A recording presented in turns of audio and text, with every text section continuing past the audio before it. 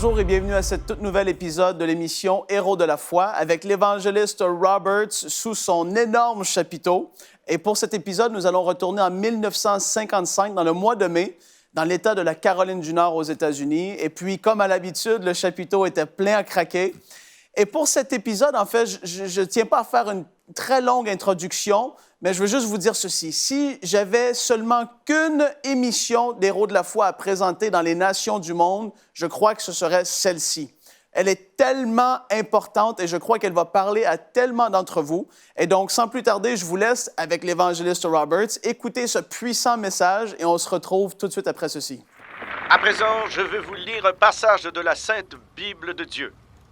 Dans le livre des Actes, chapitre 3, verset 19, l'apôtre Pierre dit « Repentez-vous ainsi et soyez convertis, afin que vos péchés soient effacés. » Dans le livre de 1 Pierre, chapitre 3, verset 12, le même homme dit « Car les yeux du Seigneur sont sur les justes, et ses oreilles sont ouvertes à leurs prières.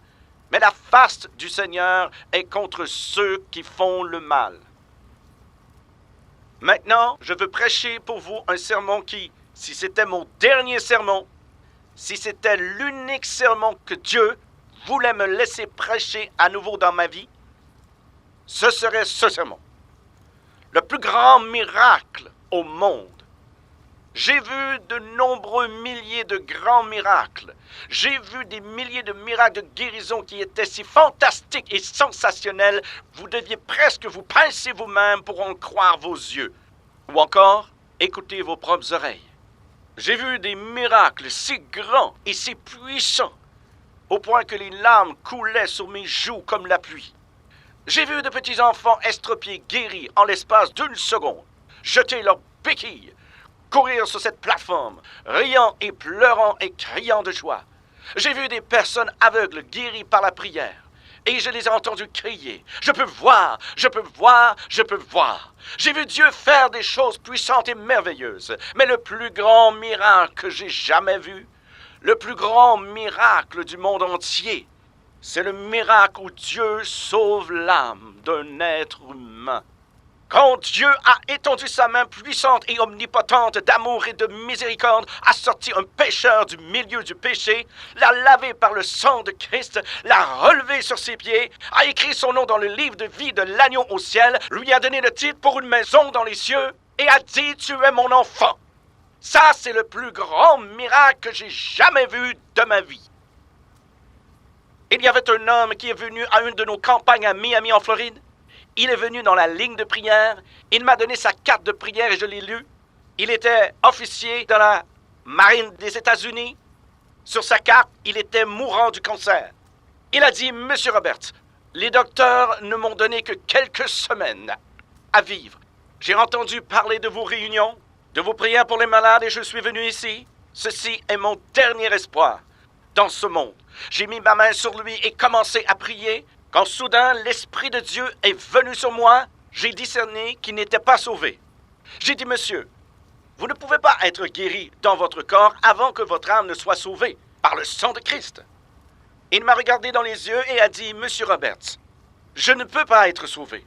Dieu ne me sauvera pas. J'ai dit, que voulez-vous dire, Dieu ne vous sauvera pas? Il a dit, regardez mes mains. Il a étendu ses mains là devant moi. J'ai dit, qu'y a-t-il avec vos mains?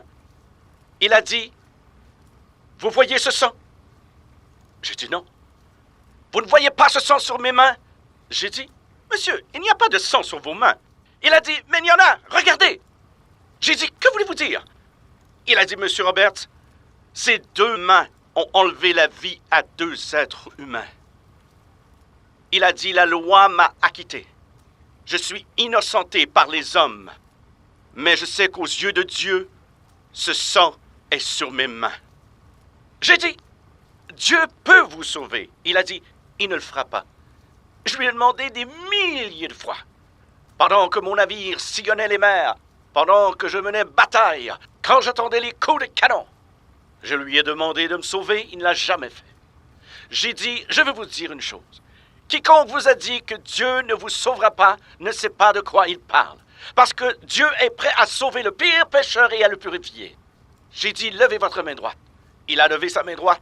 J'ai dit, répétez après moi cette prière.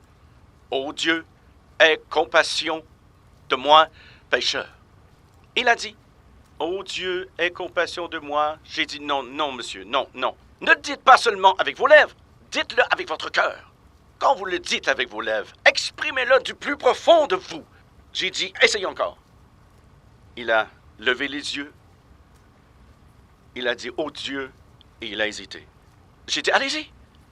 Ô Dieu, aie compassion de moi. Et il a étendu ses mains et les a regardées. Puis il a dit, aie compassion de moi, un pécheur. Et alors qu'il se tenait là et que je le regardais, soudain, la lumière de Dieu l'a décontenancé. Une lueur illumina son regard, un beau grand sourire apparut sur ses lèvres. Il a commencé à rire, à se réjouir. Il se penchait, attrapa mes genoux. Il commença à me taper sur les jambes comme ça. Il a dit, il l'a fait. Il l'a fait. J'ai dit, qu'est-ce qu'il a fait? Il a dit, il m'a sauvé. Il m'a sauvé. J'ai dit, comment le savez-vous? Il a dit, je me sens aussi léger qu'une plume. Je me sens propre d'un bout à l'autre. Je sens que Dieu m'a lavé complètement. J'ai dit, oui, mon frère, c'est ce que c'est que d'être sauvé. Quand vous êtes aussi léger qu'une plume, quand Dieu vous lave entièrement et vous rend plus blanc que neige.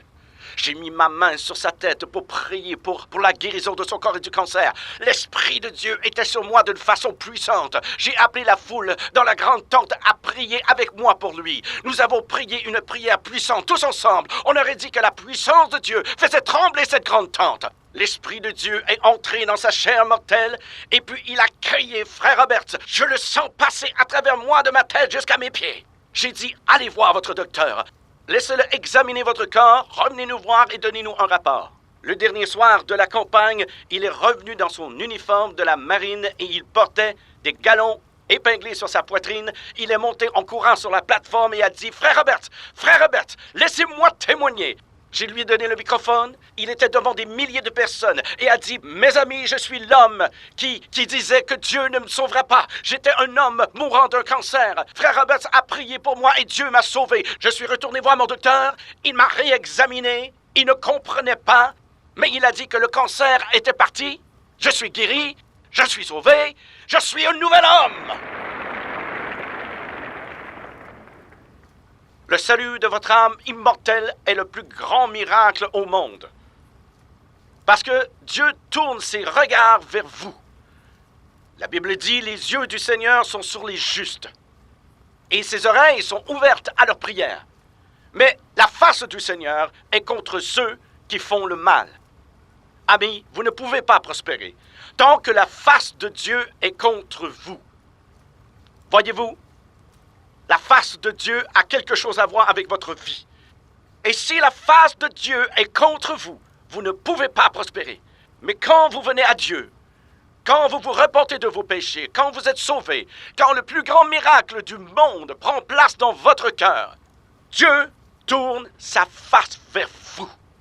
Et vous commencez à prospérer. Quand Dieu est avec vous, si vous le croyez, dites Amen. Le salut de votre âme est le plus grand miracle du monde. Parce que cela efface tous les péchés. Dieu prend tous vos péchés, tout acte que vous avez pu faire, il les prend, il les efface du livre de ses souvenirs.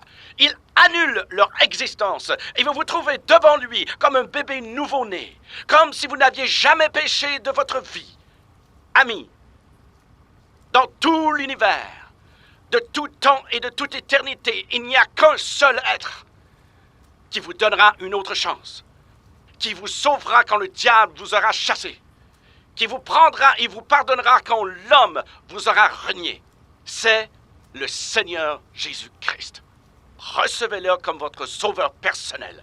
Recevez le plus grand miracle du monde, le salut de votre âme immortelle. Et vous l'avez compris, c'est le plus grand des miracles qu'une personne peut vivre, c'est ce qu'on appelle la nouvelle naissance.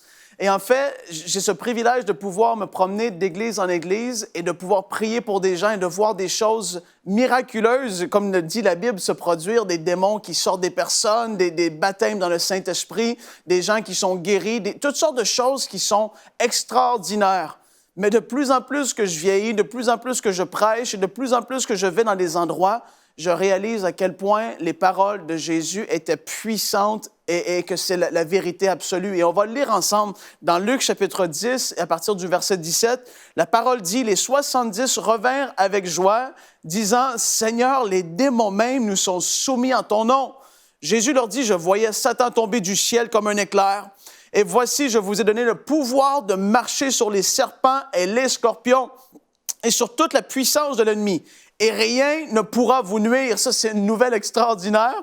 Mais là, il continue, il dit, « Cependant, attendez, cependant, ne vous réjouissez pas de ce que les esprits vous sont soumis, mais réjouissez-vous de ce que vos noms sont écrits dans les cieux. » Et ça, c'est ce que Jésus a dit. Et comme je l'ai dit, si vous êtes quelqu'un qui est nouveau, si vous avez vécu cette joie extraordinaire de savoir que vous êtes sauvé, que peu importe ce qui arrive, le jour où vous quittez cette terre dans le physique, c'est le ciel qui vous attend. C'est extraordinaire.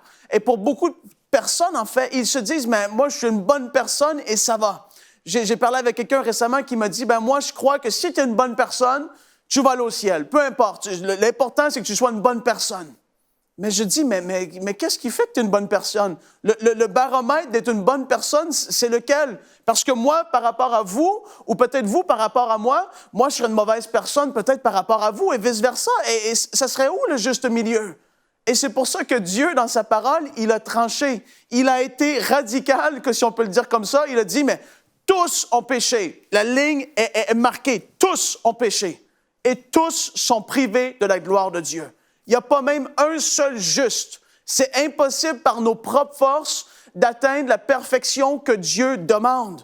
Et c'est pour ça qu'il devait avoir un homme, Jésus-Christ l'homme, celui qui est le médiateur entre Dieu et les hommes. Il devait venir et faire ce qu'il a fait. Il devait vivre une vie parfaite, sans jamais pécher. Tenter en toutes choses, mais sans jamais chuter. Il est celui qui, la Bible dit, qui est l'agneau de Dieu qui ôte le péché du monde. C'est lui qui est juste, qui prend la place du coupable. C'est lui qui est parfait, qui prend la place de l'imparfait. C'est quelque chose qui est tellement grand. Et lorsqu'on saisit ce que Jésus a fait, on ne peut pas rien faire d'autre que dire « Wow, quelle grâce que c'est !» Moi, c'est impossible par mes propres forces d'atteindre la perfection que je devais avoir pour être réconcilié avec Dieu, pour avoir ce privilège et cette grâce de pouvoir aller au ciel le jour où je vais mourir sur cette terre. Mais Jésus, tellement qu'il est rempli d'amour, il est merveilleux, il n'y a personne comme lui. Et ça nous témoigne même de l'amour que Dieu a pour l'humanité. Ça nous démontre le degré à quel point Dieu aime le monde. C'est qu'il a donné son Fils mourir pour nous, à notre place. Le châtiment que nous, on méritait, c'est tombé sur lui. Les choses que nous, on aurait dû subir, c'est lui qui l'a fait à notre place. Il n'y a rien qui se compare à ça. Et aujourd'hui, je veux juste t'encourager.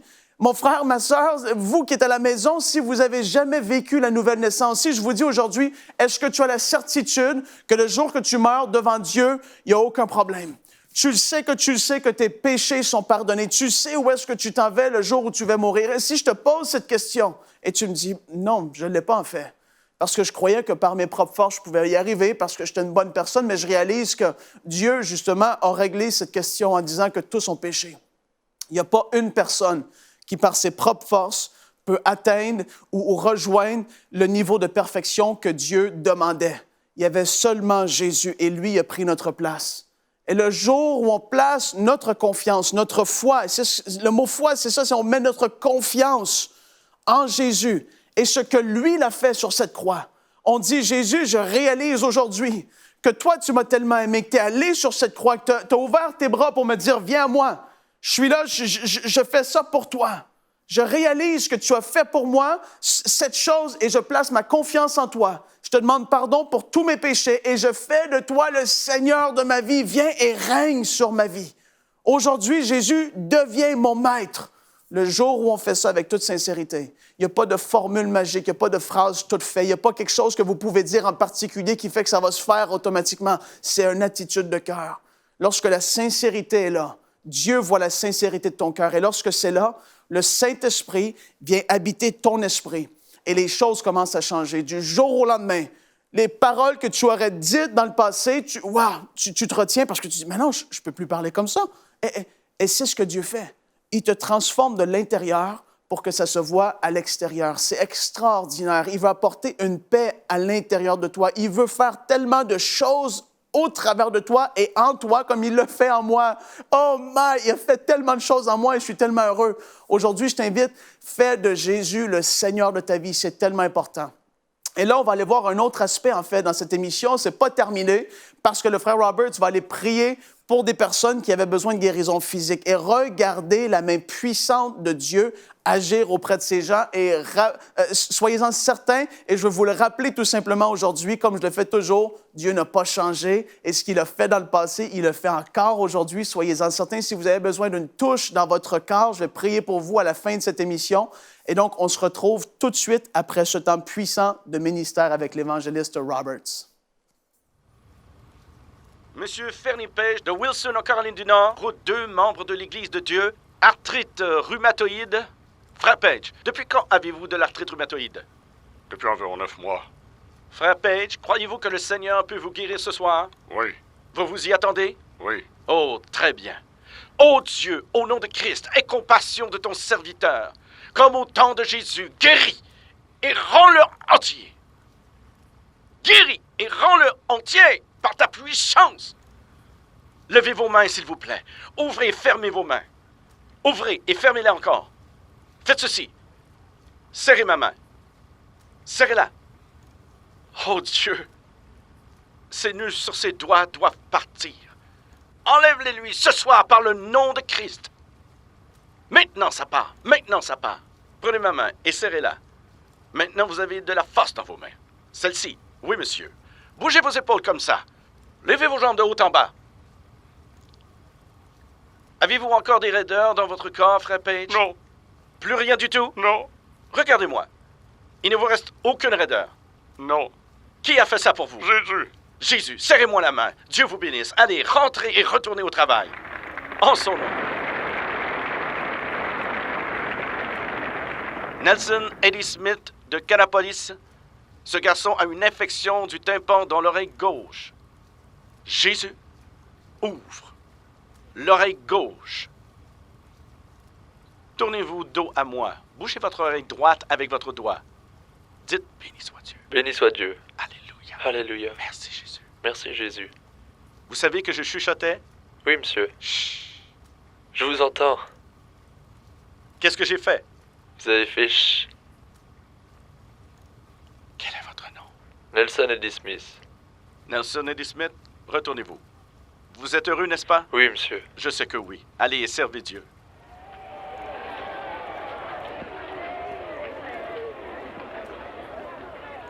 Donnez-moi votre nom et adresse, s'il vous plaît. Madame David Schmidt, de Vérone au Wisconsin. Vous êtes venu ici à Winston-Salem, en Caroline du Nord? De Vérone? De Vérone au Wisconsin. Wisconsin? Oui. Comment avez-vous connu notre ministère? Je l'ai entendu à la radio en novembre dernier. Et après ça, je l'ai vu à la télévision. Donc, vous avez vos deux enfants ici, David qui a 9 ans et Karen qui a 5 ans. Quel est le problème de vos enfants? Ils bégaient tous les deux. Ils bégayent tous les deux? Sont-ils bègues de naissance? Je dirais que oui. Ils ont commencé à environ 3 ans, vous savez, quand ils ont été capables de parler. Et l'un d'eux zézeille? C'est ça, Karen, qui a 5 ans? Fred Owis, j'aimerais qu'il monte ici, s'il vous plaît. Assieds-toi ici. Ici, fiston. Viens ici, Karen, chérie.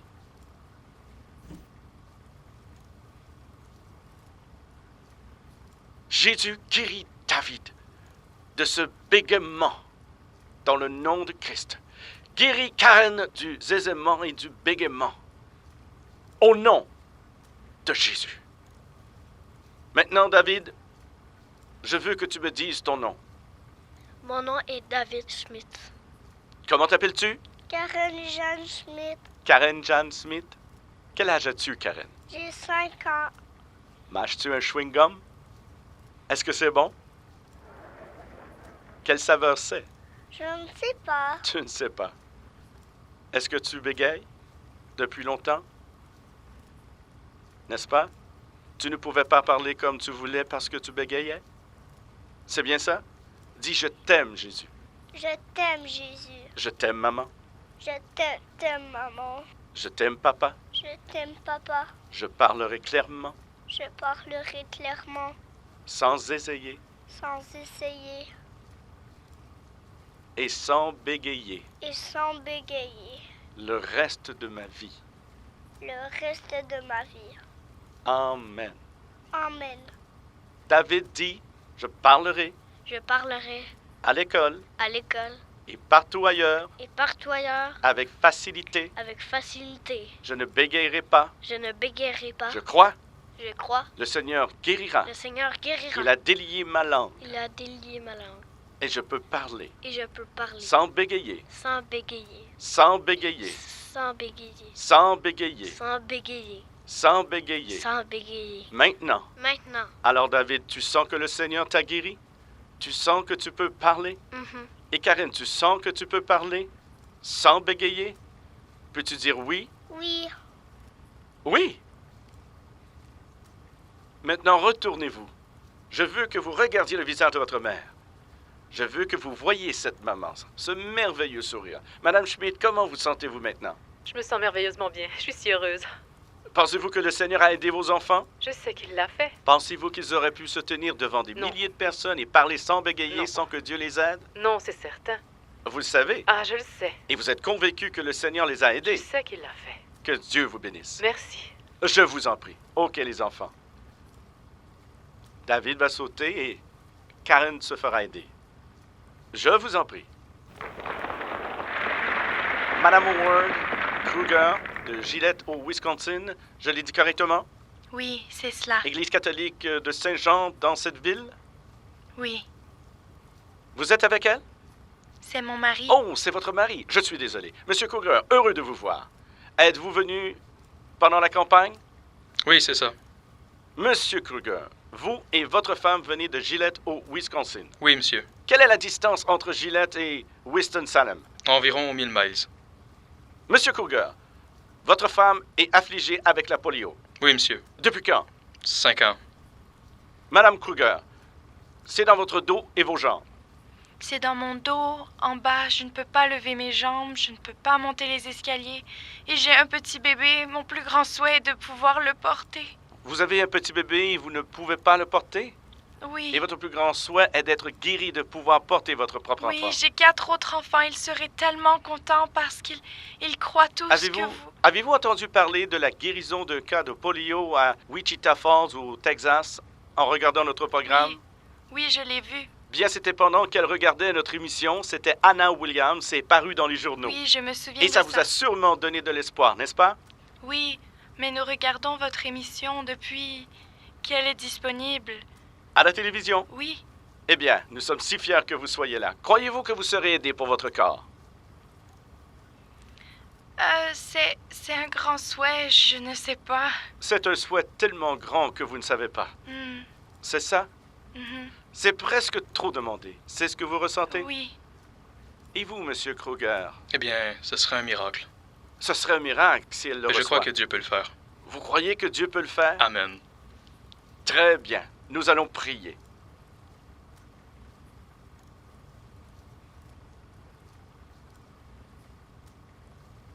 Oh Dieu, si tu n'as jamais entendu ton serviteur prier, entends-le ce soir. Dans le nom de Jésus-Christ de Nazareth, Fils du Dieu vivant, guéris la polio, guéris les hanches, guéris les jambes et les pieds. Donne la vie à ce corps afin qu'elle puisse porter son bébé et vivre une vie normale. Guéris! Oh Dieu, il se passe quelque chose en vous. Approchez, Madame Kruger. N'ayez pas peur, vous n'allez pas tomber. Oh Dieu. Fred Hewitt, mettez votre main sur moi comme point de contact. Audience, touchez une chaise comme point de contact. Oh Christ Seigneur.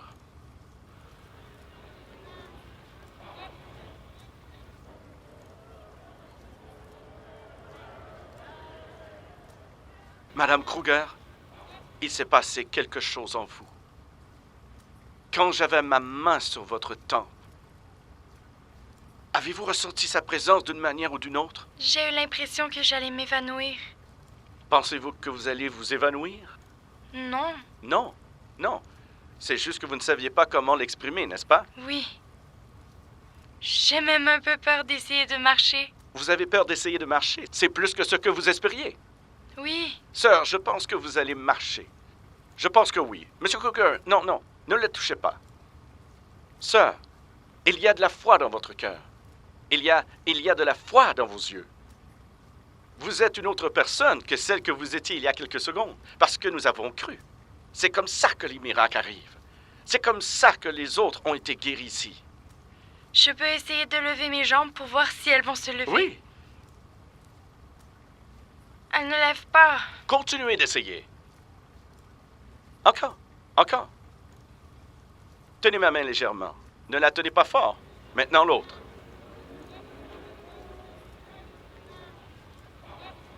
Tournez-vous et marchez.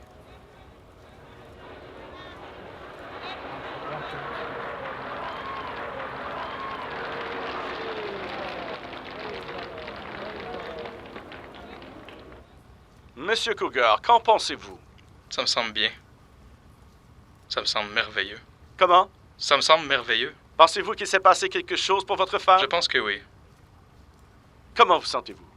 Je me sens merveilleusement bien. Êtes-vous content d'être venu? Je le suis, oui. Elle continue à avancer. Elle continue. Dieu vous bénisse. Vous avez vu la main de Dieu agir envers eux et comme je le dis, il va le faire pour vous aussi. Que ce soit instantané, que ce soit sur le temps, persévérez dans la foi parce que les promesses de Dieu sont oui et amen et il est fidèle à sa parole pour l'accomplir. Et donc là, si vous avez besoin d'une touche de Dieu dans les genoux, dans le dos, peu importe le cou, il y a des raideurs au cou, peu importe ce qui se passe dans votre vie, mettez votre main là où vous avez besoin d'une touche de Dieu et au nom de Jésus, je déclare la guérison dans le corps de mes frères et mes sœurs. Seigneur, je te remercie parce que tu les touches par la puissance du Saint-Esprit, là où ils sont maintenant. Et Seigneur, je te remercie parce que tu agis avec force envers eux, parce que tu les aimes et parce que tu es bon, tu es toujours bon. Et Seigneur, on se réjouit des témoignages qu'on va recevoir. Envoyez-nous vos témoignages à l'adresse qui s'affiche au bas de l'écran.